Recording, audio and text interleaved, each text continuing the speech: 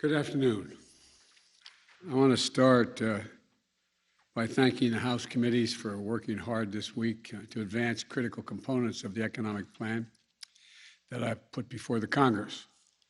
I know we still have a long way to go, but I'm confident the Congress will deliver to my desk both the bipartisan physical infrastructure plan and the Build Back Better plan that I have proposed. And I've said many times before, I believe we're at an inflection point in this country. One of those moments where the decisions we're about to make can literally change the trajectory of our nation for years and possibly decades to come. Each inflection point in this nation's history represents a fundamental choice. I believe that America at this moment is facing such a choice. And the choice is this: are we going to continue with an economy where the overwhelming share of the benefits go to big corporations and the very wealthy? Or are we going to take this moment right now to set this country on a new path, one that invests in this nation, creates real sustained economic growth, and that benefits everyone, including working people and middle-class folks? That's something we haven't realized in this country for decades. The data is absolutely clear. Over the past 40 years, the wealthy have gotten wealthier, and too many corporations have lost their sense of responsibility to their workers, their communities, and the country. Just look at the facts. CEOs used to make about 20 times the average worker in the company that they ran. Today, they make more than 350 times what the average worker in their corporation makes. Since the pandemic began, billionaires have seen their wealth go up by $1.8 trillion. That is, everyone was a billionaire before the pandemic began. The total accumulated wealth beyond the billions they already had has gone up by $1.8 trillion. Simply not fair. And how is it possible that 55 of the largest corporations in this country paid $0 in federal income taxes? They made over $40 billion in the year 2020, and they paid zero. Think about that. $0 in federal taxes on $40 billion in profits. How is it possible that the wealthiest billionaires in the country can entirely escape paying income tax on what they've made? How is it possible for millionaires and billionaires that can pay a lower rate of tax than teachers, firefighters, or law enforcement officers? Here's the simple truth. For a long time, this economy has worked great for those at the very top, while ordinary, hardworking Americans, the people who built this country, have been basically cut out of the deal. And I've said this from the time I announced I was going to run. I believe this is a moment of potentially great change. This is our moment to deal working people back into the economy. This is our moment to prove the American people that their government works for them, not just for the big corporations and those at the very top. When I was sworn in as president, the nation was struggling to pull out of the worst economic crisis since the Great Depression. Job growth was anemic, with just over 60,000 new jobs per month in the 3 months before I was sworn in. Then we went to work and passed the American Rescue Plan back in March, and it worked. It's still working. Over the last 3 months, we've been creating on average 750,000 new jobs per month. Our economy is growing at the fastest rate we've seen in nearly 40 years. Our recovery is unique in the world. We're the only developed country in the world whose economy is now bigger than it was before the pandemic. While this is all good news, I know many Americans are still struggling to make it through each and every day. For too many, it's harder and harder to pay the bills: food, gas, rent, healthcare. I get it. We still have a long way to go to get the economy where it needs to be.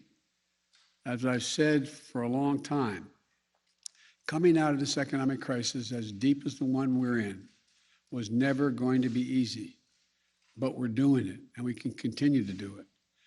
COVID, supply chain issues, bad actors seeking to profit off the pandemic are all contributing to the challenges we're facing. That's why I've made getting COVID under control my top priority from my first day as president. Everything, everything from our public health to our economy depends on this. We've made enormous progress against the virus through the summer, and now we put ourselves in a strong position to battle this Delta variant. That's why the actions I proposed on vaccines last week are so critical. From requiring federal workers to get vaccinated, requiring healthcare workers to be vaccinated, requiring employers with over 100 employees to institute vaccine and/or test protocols, calling on for them to be able to know what their employees are doing before they walk through the door, calling for vaccine or test requirements to enter big venues, and a whole series of steps I propose to protect our kids in schools. Wall Street firms have analyzed the impact of these plans, and they're projecting that these new requirements will help 12 million more Americans get vaccinated, which will help more businesses stay open and more Americans back to work. The data shows that the overwhelming majority of Americans agree with my proposal. There's no surprise, given that 76% of American adults have already gotten at least one shot. But we're facing a lot of pushback, especially from some of the Republican governors. The governors of Florida and Texas are doing everything they can to undermine the life-saving requirements that I proposed. And some of the same governors attacking me are in states with the strictest vaccine mandates for children attending school in the entire country. For example, in Mississippi, children are required to be vaccinated against measles, mumps, rubella, chickenpox, hepatitis B, polio, tetanus, and more. These are state requirements. But in the midst of a pandemic that has already taken over 660,000 lives, I propose a requirement for COVID vaccines, and the governor of that state calls it, quote, a tyrannical type move? A tyrannical type move? This is the worst kind of politics, because it's putting the lives of citizens of their states, especially children, at risk, and I refuse to give in to it. These policies are what the science tells us we need to do. They're going to save lives. They'll protect our economic recovery as well and allow the economy to continue to grow. We're also going after the bad actors and pandemic profiteers in our economy. There's lots of evidence that gas prices should be going down, but they haven't. We're taking a close look at that. Taxpayers in this country also have paid for extraordinary effort to keep our country going over the past year or so. Unlike the last administration, which resisted oversight and allowed taxpayers to be victimized by fraud, we're working hard to protect vulnerable Americans from having their identity stolen. As a consequence, their unemployment checks stolen as well. And we're going to offer organized criminals, we're going to go after organized criminals that defraud America or misuse COVID funds. Look, we're also taking a closer look at places in our economy where fewer and fewer corporate giants are controlling more and more of the marketplace in the areas they work. Just look at agriculture and the food industry. A very small number of giant corporations now dominate the market, which gives them the ability to drive up prices because they face so little competition. As we work to build healthier competition in our economy and crack down on bad actors, the American Rescue Plan, which we passed in March, is still working to give hardworking Americans, hardworking people, some relief. One of the best examples of that relief is the expansion of the child tax credit, which in effect is essentially a historic tax cut for families with children. Just yesterday, 39 million working moms and dads got their direct payment. That money is going to help cover groceries, the mortgage, new pairs of shoes, all the things that kids need. It's a tax cut for working families. So, we're working to provide as much relief as we can right now to American families, but here's the truth. Yes, the pandemic has caused a lot of economic problems in the country, but the fact is our economy faced challenges long before this pandemic struck. Working people were struggling to make it long before the pandemic arrived. Big corporations and the very wealthy, were doing very well before the pandemic.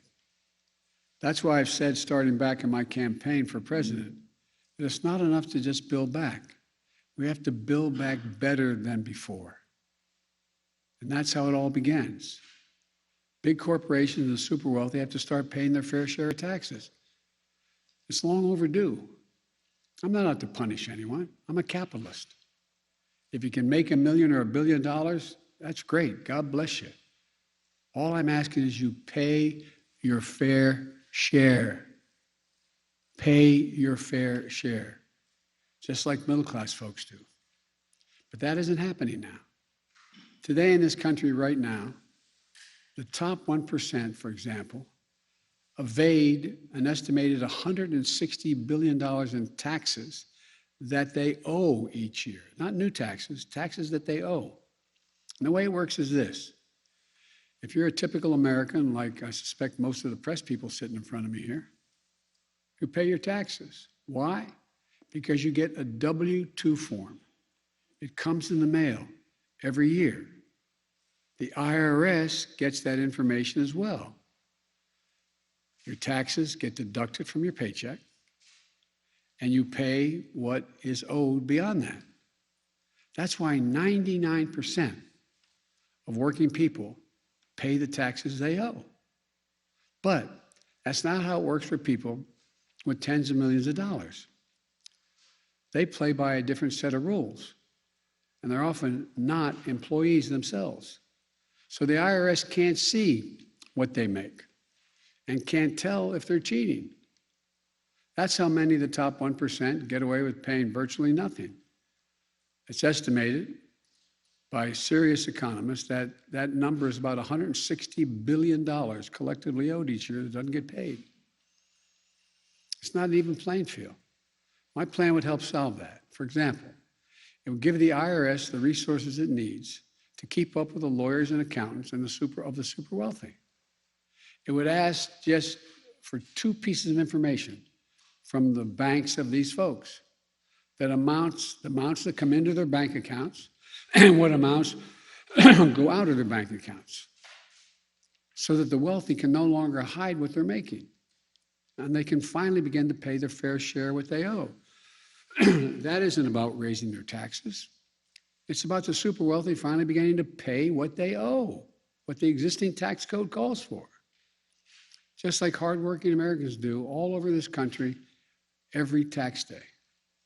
Look, and like I said just a few minutes ago, 55 most profitable corporations in America paid 0 in federal income taxes on what amounted to $40 billion in profit. Not a penny.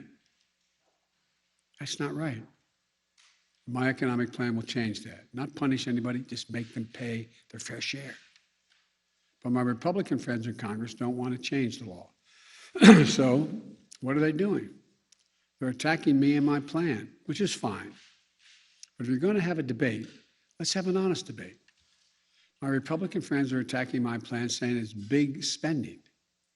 Let me remind you, these are the same folks who just 4 years ago passed the Trump tax cut, totaling almost $2 trillion in tax cuts, a giant giveaway to the largest corporations in the top 1%. And listen to this, almost none of that $2 trillion tax cut was paid for. It just ballooned the federal deficit.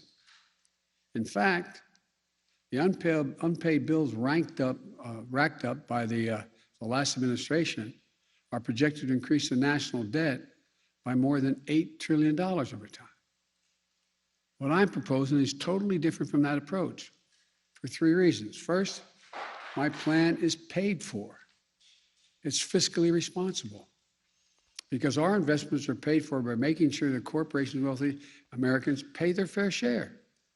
Second, we're not going to raise taxes on anyone making under $400,000. That's a lot of money.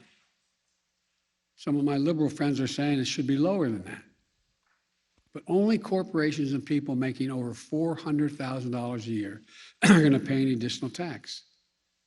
And third, not only will no one making under $400,000 see their taxes go up, the middle class are going to get some tax cuts. some breaks. My plan benefits ordinary Americans, not those at the top who don't need the help. It's a historic middle-class tax cut, cutting taxes for over 50 million families. My Republican friends are making a different choice, though. They'd rather protect the tax breaks of those at the very top than give tax breaks to working families. It's that simple. But let me ask you this. Where is it written that all the tax breaks in the American tax code go to corporations and the very top? I think it's enough. I'm tired of it. For me, it's pretty simple. It's about time working people got the tax breaks in this country. That's what my plan does. And here's what it also does. By asking big corporations and the very wealthy to pay their fair share, it makes it possible to invest in America, to invest in the American people.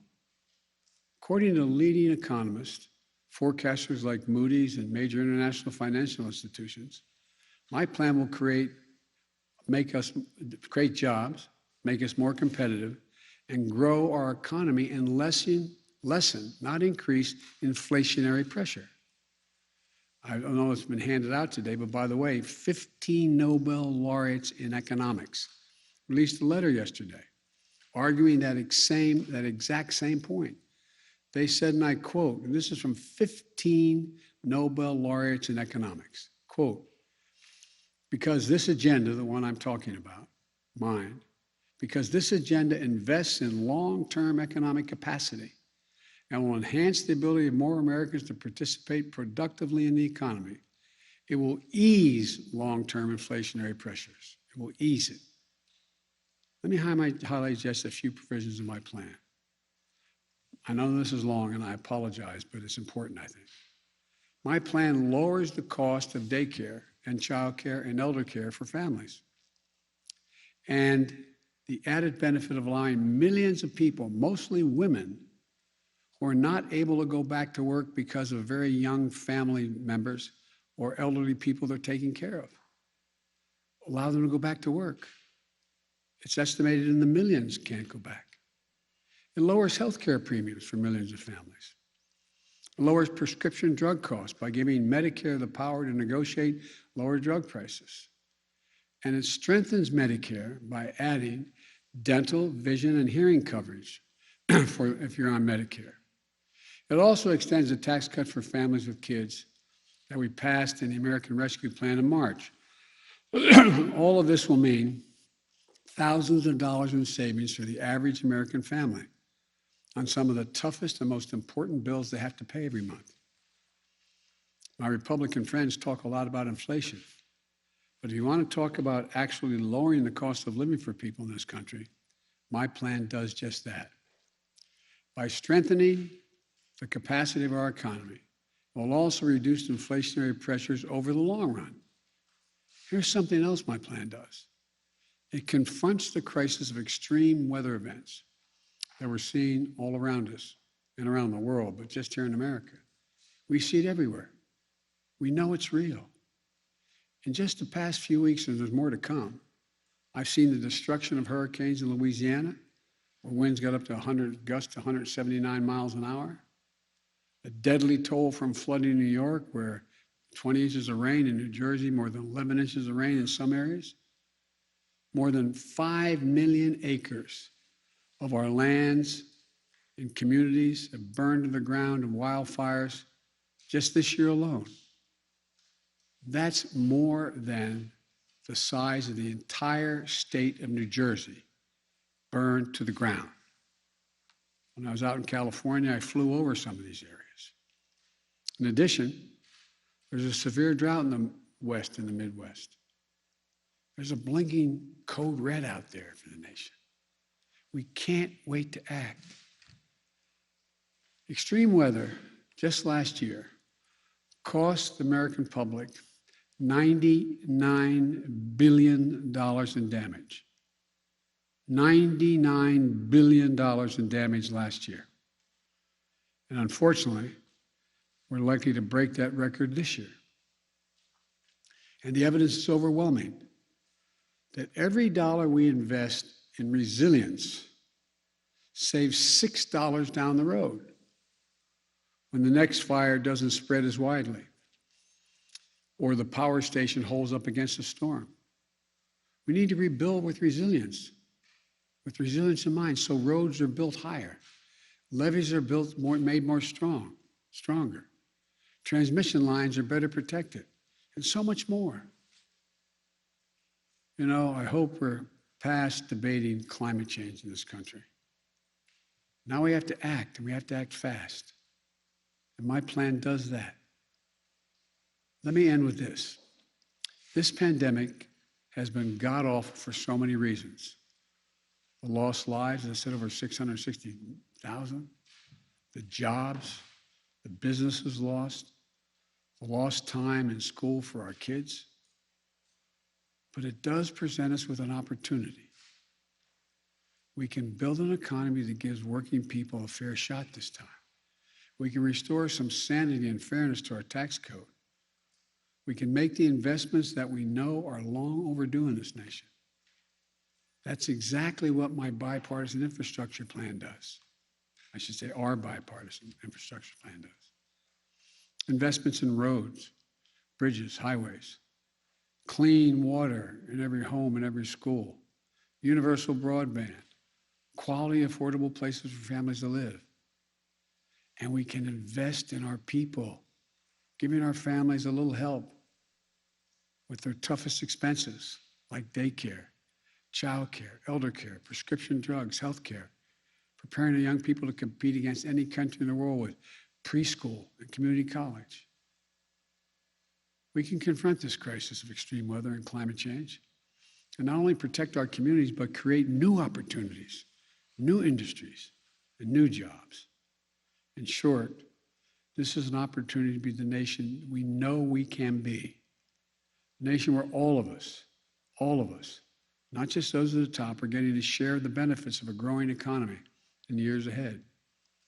Let's not squander this moment trying to preserve an economy that hasn't worked too well for Americans for a long time.